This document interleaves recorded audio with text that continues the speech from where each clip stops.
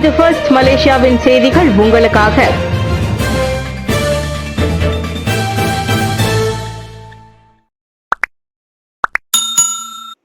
தொடர் போக்குவரத்து விதிமீறல்கள் கண்காணிப்பு நடவடிக்கையை அதிகரிக்குமாறு உத்தரவு. போக்குவரத்து நிறுவனங்கள் மற்றும் வணிக வாகன ஓட்டுநர்கள் சம்பந்தப்பட்ட தொடர் போக்குவரத்து விதிமீறல்களில் ஈடுபடுபவர்கள் மீதான கண்காணிப்பு நடவடிக்கையை அதிகரிக்குமாறு சாலை போக்குவரத்து துறை ஜேபிஜே மற்றும் தரை பொது போக்குவரத்து நிறுவனம் ஏபிஏடிக்கு உத்தரவிடப்பட்டுள்ளது. சம்பந்தப்பட்ட அந்நபர்கள் மீது நடவடிக்கை எடுப்பதில் அமலாக்க தரப்பினர் தாமதம் செய்வதாக எழுந்த குற்றச்சாட்டுகளை தொடர்ந்து இந்த நடவடிக்கை எடுக்கப்பட்டுள்ளதாக போக்குவரத்து அமைச்சர் அந்தோனி லோக் தெரிவித்தார். நேற்று கோலாலம்பூர் KL சென்ட்ரலில் மை 50 பயண அட்டையை இலக்கவியல் மயமாக்குதல் அறிவிப்பு நிகழ்ச்சியில் கலந்து கொண்ட போது அந்தோனி லோக் அவ்வாறு கூறினார். அதோடு சில கனரக வாகன ஓட்டுநர்கள் சம்மன்களை மறைத்து வைப்பதால் நிலுவையில் இருக்கும் சம்மன்களின் எண்ணிக்கை அதிகரிப்பதாக குற்றச்சாட்டுகள் எழுந்துள்ளன. இதனை சம்பந்தப்பட்ட நிறுவனங்கள் கவனிக்க வேண்டும் என்றும் லோக் வலியுறுத்தினார். மலாய்காரை போல இந்தியர்களுக்கும் அரசியல் பலம் தேவை. மகாதீரை பின்பற்றுங்கள் டத்தோ எம் பெரியசாமி. அண்மையில் டாக்டர் மகாதீர் முகமது மலேசியா முழுவதும் உள்ள மலாய் அரசியல் கட்சிகளை பாயங் பசார் எனும் அமைப்பின் கீழ் ஒன்றுபடுத்தும் முயற்சியில் ஈடுபட்டதை போன்று பெருவாரியான மலேசிய இந்தியர்களை பிரதிநிதிக்கும் கட்சியான மாய்காவும் அதே போன்ற முயற்சியை கையாள வேண்டும் என்று மலேசிய அரசியல் ஆய்வாளர் டத்தோ எம் பெரியசாமி வலியுறுத்தியுள்ளார். 79 ஆண்டுகளாக இயங்கி வரும் மாய்கா மலேசிய அரசியலில் நீண்ட அனுபவம் உடைய பேர் இயக்கம் என்றும் 4 லட்சத்திற்கும் மேல் உறுப்பினர்களை கொண்டு இயங்கி வருகிறது என்றும் குறிப்பிடத்தக்கது. இதன் கட்டமைப்பில் இந்தியர்களின் அரசியல் பலத்தை உயர்த்துவதற்கு ஒருங்கிணைப்பு கூட்டமைப்பை உருவாக்க மாய்கா முன்வர வேண்டும் என்று அவர் மேலும் பரிந்துரைத்துள்ளார். இந்த சமூக மேம்பாட்டுக்காக நாட்டில் உள்ள பல்வேறு இந்திய கட்சிகளின் ஒருங்கிணைந்து ஒரே குடையின் கீழ் ஒத்துழைக்க முன் வருவார்களா என்னும் கேள்வியையும் முன்வைத்துள்ளார். நாடறிந்த அரசியல் ஆய்வாளரும் சமூக சிந்தனையாளருமான டத்தோ பெரியசாமி முத்தன். இறக்குமதி செய்யப்பட்ட சில பழங்களுக்கு SST வரி விலக்கு. குறைந்த வருமானம் பெறுபவர்கள் ஆரோக்கியமான உணவுகளை தேர்வு செய்ய முடியும் என்பதை உறுதி செய்ய ஆப்பிள், ஆரஞ்சு உட்பட சில இறக்குமதி செய்யப்பட்ட பழங்களுக்கு அரசாங்கம் SST எனப்படும் விற்பனை மற்றும் சேவை வரி விலக்கு அளிக்கும். தாம் தலைமையேற்ற அமைச்சரவை கூட்டத்தில் அதன் தொடர்பில் முடிவு செய்யப்பட்டதாக பிரதமர் ஸ்ரீ அன்வார் இப்ராஹிம் தெரிவித்தார். இறக்குமதி செய்யப்பட்ட பழங்களின் விலை உயர்வு குறித்த மக்களின் கருத்துக்களுக்கு பதிலளிக்கும் வகையில் இந்த விலக்கு நடவடிக்கை எடுக்கப்பட்டுள்ளதாக பிரதமர் ஸ்ரீ அன்வார் இப்ராஹிம் கூறினார். இருப்பினும் உள்நாட்டு உற்பத்தியில் செய்யப்படும் பழங்களுக்கு மக்கள் முன்னுரிமை அளிப்பதை ஊக்குவிப்பதற்கு ஊட்டச்சத்துக்கள் நிறைந்த மற்றும் பருவத்திற்கு ஏற்ற எளிதாக பெறக்கூடிய உள்ளூர் பழங்களில் கவனம் செலுத்தப்படும் என்று அவர் தெரிவித்தார். தேசிய மோசடி பதிலளிப்பு மைய செயல்பாடுகளின் நோக்கத்தை அரசாங்கம் விரிவுபடுத்தவிருக்கிறது. அனைத்து வகையான இணைய குற்றங்களையும் உள்ளடக்கும் வகையில் தேசிய மோசடி பதிலளிப்பு மையம் NSRCயின் செயல்பாடுகளின் நோக்கத்தை அரசாங்கம் விரிவுபடுத்தவிருக்கிறது. இந்த இலக்கை அடைய பல்வேறு அரசாங்க நிறுவனங்கள் மூலம் 24 மணி நேர பதில் வலையமைப்பு நிறுவப்பட்டு விரிவாக செயல்படுத்தப்படவிருப்பதாக பிரதமர் ஸ்ரீ அன்வார் இப்ராஹிம் கூறினார். உள்ளூர் நிபுணத்துவம், பல்வேறு நிறுவனங்களின் ஒருங்கிணைப்பு மற்றும் அதிகரித்த மனித வளங்கள் ஆகியவற்றின் மூலம் NSRC வலுப்படுத்தப்படும் என்று அவர் தமது முகநூல் பதிவில் குறிப்பிட்டுள்ளார். மக்கள் எளிதில் புரிந்து கொள்ளவும் அணுகவும் NSRC பங்களிப்பை தெளிவுபடுத்துவது உட்பட உள்துறை அமைச்சும் அரசு மலேசிய போலீஸ் படை PDRமும் அதன் புதிய கட்டமைப்பை செயல்படுத்துவதை விரைவுபடுத்தப்படவிருக்கின்றன.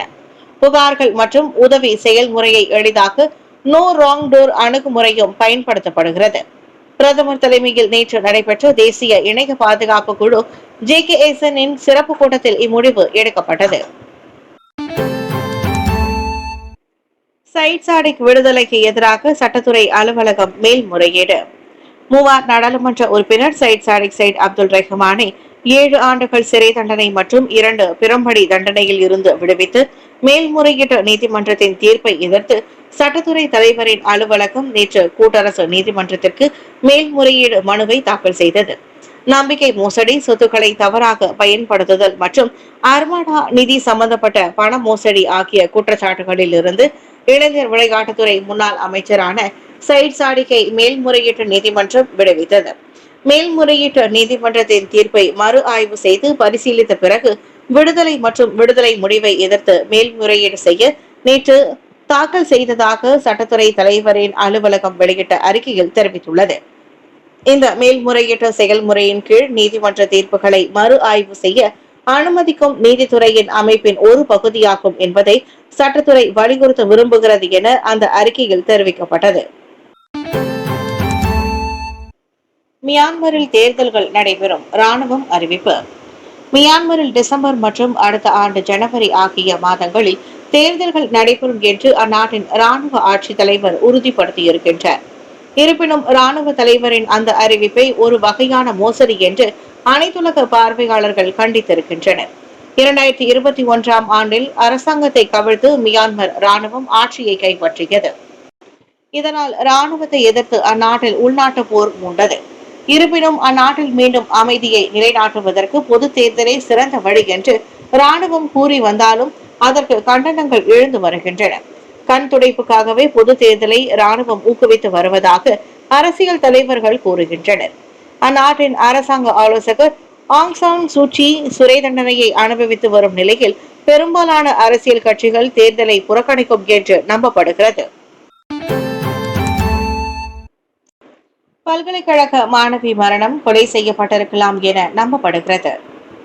கடந்த செவ்வாய்க்கிழமை சைபர்ஜெயாவில் உள்ள ஒரு ஆடம்பர அடுக்குமாடி குடியிருப்பில் உள்ளூர் பல்கலைக்கழக மாணவி ஒருவரின் சடலம் மீட்கப்பட்டிருக்கும் நிலையில் அவர் கொலை செய்யப்பட்டிருக்கலாம் என்று நம்பப்படுகிறது.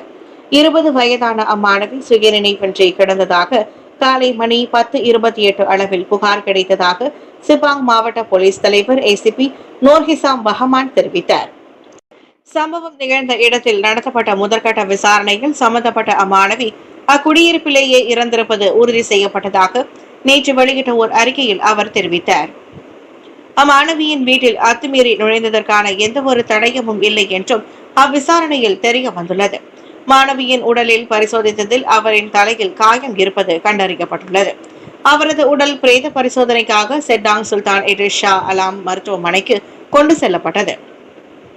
தலையில் தாக்கப்பட்டதால் ஏற்பட்ட ஆழமான காயம் மரணத்திற்கான காரணம் என்றும் பாலியல் பலாத்காரம் தொடர்பில் எந்த ஒரு காயங்களும் இல்லை என்றும் பிரேத பரிசோதனையில் கண்டறியப்பட்டது. தேசப்பற்றை ஏற்படுத்த படைப்பாற்றல் மிக்க காணொலி போட்டி. 2025 தேசிய மாதம் மற்றும் மலேசிய தின கொண்டாட்டத்தை முன்னிட்டு மலேசிய தேசிய கழகமான AKM மக்களிடையே தேசப்பற்றை ஏற்படுத்தும் நோக்கில் படைப்பாற்றல் மிக்க காணொலி போட்டி ஏற்பாடு செய்கிறது. மலேசிய மடானி அரவணைக்கப்படும் மக்கள் என்ற கருப்பொருளில் எக்ஸ்பிரசிவ் மெர்டெகா என்ற நிகழ்ச்சி மூலம் வரும் ஜூன் 5 தொடங்கி ஆகஸ்ட் 8ஆம் தேதி வரை இப்போட்டி நடைபெறவுள்ளது. மாநில அளவில் வெற்றி பெறும் காணொலிகள் செப்டம்பர் 13ஆம் தேதியுடன் நிறைவு பெறும். தேசிய அளவில் போட்டியிட திட்டமிடப்பட்டுள்ளதாக தொடர்பு அமைச்சர் டத்தோ ஃபாமி ஃபாட்சில் தெரிவித்தார். அதிகமான மலேசியர்கள் தங்களின் சுதந்திர உணர்வை படைப்பு ஊடகங்கள் மூலம் வெளிப்படுத்த ஊக்குவிப்பது இந்த போட்டியின் நோக்கமாகும். மேல் விவரங்களை மலேசிய தேசிய கழகத்தின் அதிகாரப்பூர்வ வலைதளம் மற்றும் சமூக ஊடகம் மூலம் பெறலாம் என்றார் அவர். ஆகஸ்ட் 23 மற்றும் 24 ஆகிய தேதிகளில் நடைபெறும் மாநில அளவிலான பரிசளிப்பு விழாவுடன் பல்வேறு நிகழ்ச்சிகள் திட்டமிடப்பட்டுள்ளதாக அவர் தெரிவித்தார். புத்ரா ஹைட்ஸ் எரிவாயு வெடிப்பில் பாதிக்கப்பட்ட வீடுகளை சீரமைக்க உரிமையாளர்கள் சுயேட்சையான குத்தகையாளர்களை நியமிக்கலாம். சுபாங்கையா புத்ரா ஹைட்ஸில் ஏற்பட்ட எரிவாயு குழாய் வெடிப்பு மற்றும் தீ விபத்து சம்பவத்தில் பாதிக்கப்பட்ட வீடுகளில் மறுகட்டமைப்பு பணிகளை மேற்கொள்வதற்கு சுயேட்சையான குத்தகையாளர்களை நியமிக்கும் சுதந்திரம் வீட்டின் உரிமையாளர்களுக்கு வழங்கப்பட்டுள்ளது. 30,000 ரிங்கிட்டிற்கு மேற்போகாத செலவுகளுக்கான இந்த வீட்டு வசதி வீட்டு உரிமையாளர்களுக்கு வழங்கப்பட்டிருப்பதாக ஸ்லாங்கூர் மந்திரி பெசா டாக்டர் ஸ்ரீ அமீருddin ஷாரி தெரிவித்துள்ளார். பாதிக்கப்பட்ட வீடுகளின் உரிமையாளர்கள் ஊராட்சி மன்றத்தின் மூலம் மாநில அரசாங்கத்திற்கு பழுது பார்க்கும் பணிக்கான கோரிக்கைகளை சமர்ப்பிக்க அனுமதிக்கப்பட்டுள்ளனர்.